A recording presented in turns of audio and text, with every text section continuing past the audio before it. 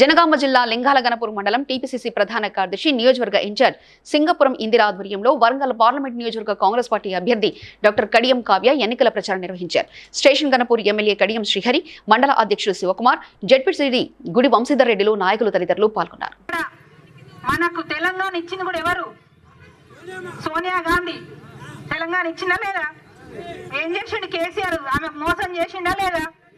పోయిండు, మంచిగా పోయిండు, మొక్కిండు, దండం పెట్టిండు, అమ్మ నీతోనే ఉంటా అని చెప్పిండు. ఇక ఇంటికాడ బిడ్డ కొడుకు నువ్వు ఇస్తే మనకెట్లా అధికారము? నువ్వు పార్లమెంటు నియోజకవర్గం నుండి కాంగ్రెస్ పార్టీ అభ్యర్థిగా డాక్టర్ కడియం కావ్య గారు పోటీ చేస్తున్నారు. కావ్య గారికి మద్దతుగా ఎన్నికల ప్రచారంలో పాల్గొనడానికి కల్లెం గ్రామానికి వచ్చిన సందర్భంగా పార్లమెంట్ లో కాంగ్రెస్ పార్టీ అభ్యర్థి కడియం కావ్య గెలవవలసిన అవసరం ఉన్నది.